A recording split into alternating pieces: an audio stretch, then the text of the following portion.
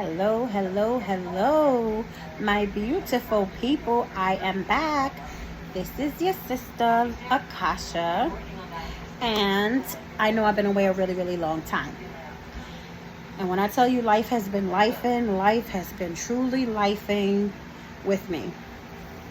I don't know if you are new here or if you've been here, but let me catch you up on what's been happening with your sister girl.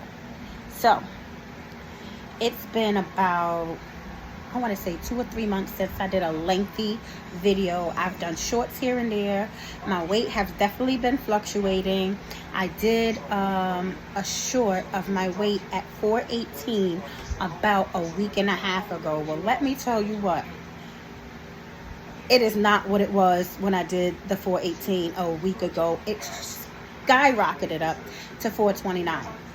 If y'all want me to do that video with that weigh in, matter of fact, I'm going to do it right after this one. But I didn't know, because I'm so new to this whole YouTube thing. This is vlogtober, so I definitely want to join in. And vlogtober is do a video every single day in October. Now, one of the things that I know is my weak point is consistency, and it definitely disturbs me in the area of weight loss and other areas of my life. Is consistency and being disciplined. That is the weakness that I have, the bane to my existence. But we're gonna work on that. We gonna really work on that, because having something to look forward to, doing a video, putting it out there, and having everybody come along for the journey. That's why I'm doing this, for support, because not everybody that I know that's in my immediate circle or my family is on the same journey as me. Mine is like, it's weight loss, but it's more like a deeper spiritual healing journey. And it's nothing wrong with having the people around you not being in the same place. Certain times, certain places and spaces in your life, people are just at different levels, and that's fine. So this is what we have the great good old internet for, because we could create our tribe, and that's what I'm doing. I want to create a safe space of like-minded people who are where I'm at. There is a ton of women on here, men included, they, them, whoever, all inclusive, that are on the internet going through what they're going through with weight loss, traumas, because you don't get to 400 and 500 pounds without it being some sort of trauma.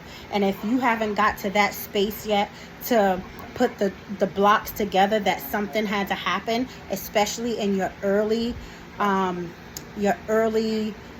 what they call them, primal years. Is that the right word? It might not be the right word I'm looking for. But it's the building block. That the first 7 years is the building block of who you will be. And in that time, trauma happens and it sits with us. I spent all my life blaming myself for my weight. I had the medical community telling me that it was me. I was doing something wrong. I was overeating. And I'm not saying I wasn't making bad choices. I'm not even saying that I wasn't overeating. But I was no way overeating the way they said, to come out many, many years later to find out that I have a fat disorder. So now I am programmed to think everything that I do is bad, because this is what I've been told all my life. So it totally ruined the relationship that I had with food. Not completely them. I am very, very well aware that it's not completely them. We learn bad behaviors, not on purpose, because our grandparents was taught to eat a certain way. Our mothers was taught to eat a certain way, and it was all circumstantial. It was all what was going on in life that they passed on to us. Soul food, we all understand that comes from slavery and then trickle down to us. But the great thing about now is that we could take our power back. We have a choice.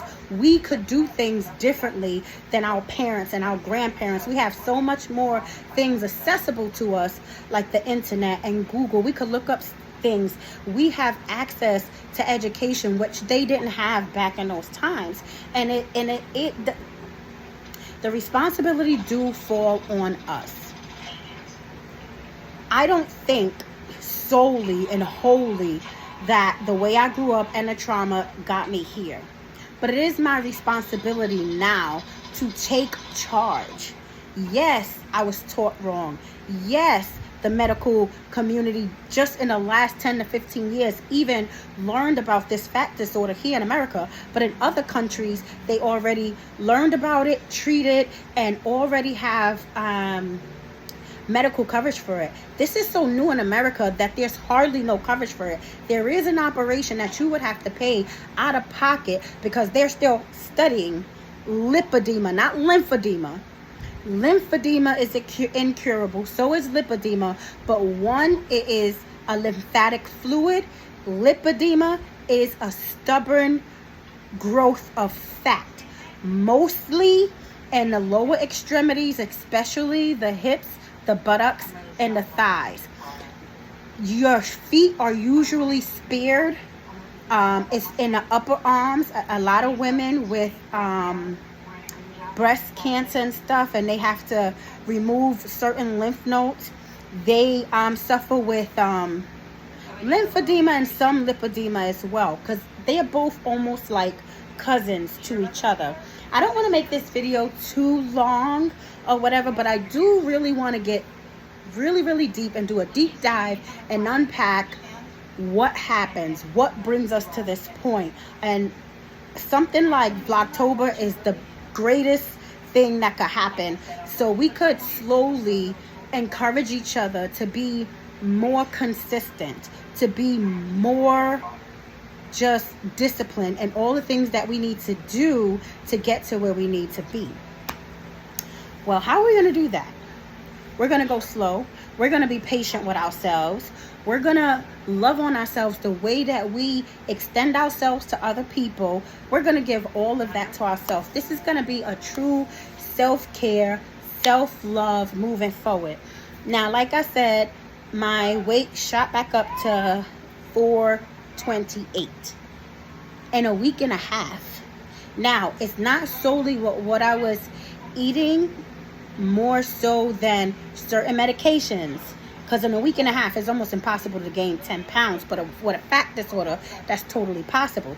By eating something that's heavy carb for a couple of days, 2 or 3 days will do that to me. Inflammation, that's what happened. My body got inflamed because I tried to do too much and push my body beyond what it could do, because I feel like when I'm feeling good, let me hurry up and do as much as I can, because I know that standing up for too long hurts my back, hurt my knees, both knees, bone on bone, knee replacement, lower back, sciatica. So all of these things I have to deal with, but I still want to do things around the house. I want to cook, I want to clean, I want to decorate, but my body just won't let me be there.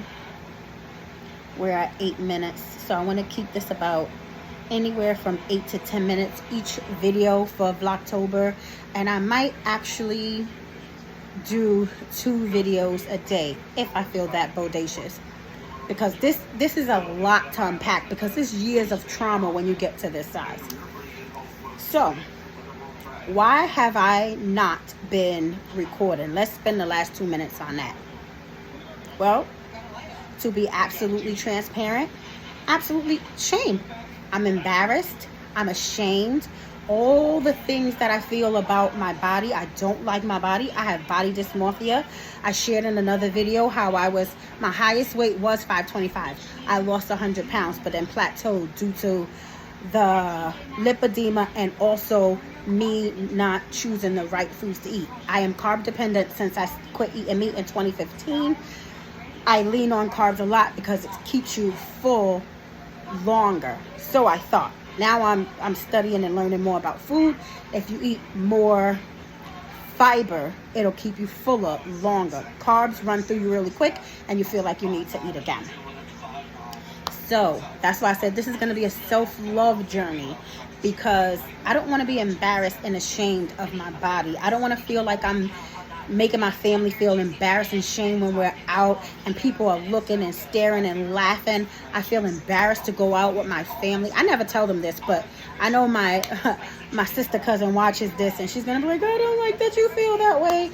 But I do, because there is still a huge portion of people, and she understands this part about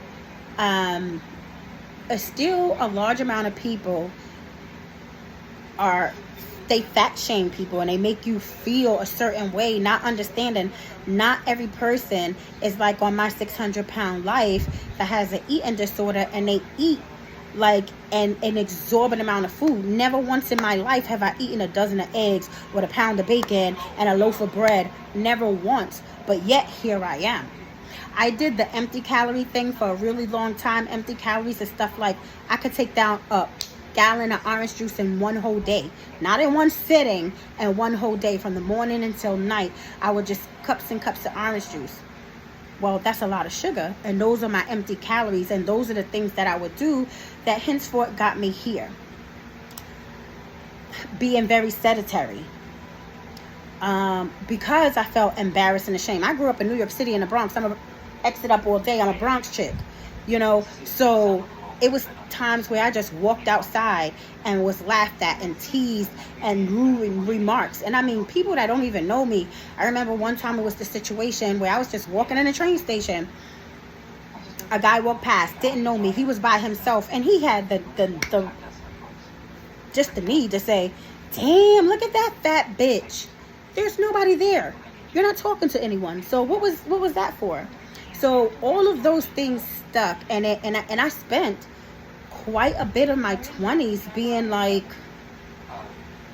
a recluse almost. I would go out to do food shopping and pay my bills for the beginning of the month, and I would be in the house for the rest of the month. When people were starting their life, dating, going out, hooking up, in my 20s, I was in the house watching TV, like wasting my youth away. And I feel guilty about that. And those are the things that I want to let go. Those are the things that I need to release and forgive myself of all of those things. We are at 12 minutes, but please come back. Please join me on this vlogtober journey, and let's unpack together. Let's heal together. Let's get, healthy together. Let's lose this weight together. It's a few people that I absolutely love and adore, that I understand them. Mika fasting weight loss, Miss Maya, Debbie and Matthews. If you don't know these women, please check them out. They too are on here, and they are on their weight loss journey, and they're doing it out loud and just very, very bold. And these are the women that I look up to, that I say, whether they lose the weight or not, I give them all the kudos for being honest and getting on here and being laughed at, teased, mocked, or whatever. That takes a certain amount of strength. And I love Mika's consistency, regardless whether she's going up, down, or whatever. That woman is consistent, and that's what I could appreciate about her. And she's transparent. Deborah Ann Matthews, she is absolutely consistent. I love that. Whether your weight is going up and down, those are the things that I desire to be. And this is what I mean about having a community and seeing others that desire the same things, to be overall healthy. For me, the weight loss don't mean anything if I'm not spiritually and physically and mentally and emotionally healthy and healed. Forget the weight loss. I want a complete healing of myself, my soul, my people. So come back. I love you. Like, subscribe, share, join the movement of getting healthy. The world is falling apart, and we still could be great. We still could thrive, even with the world burning down around us. Be blessed. I'll be back. Ashe.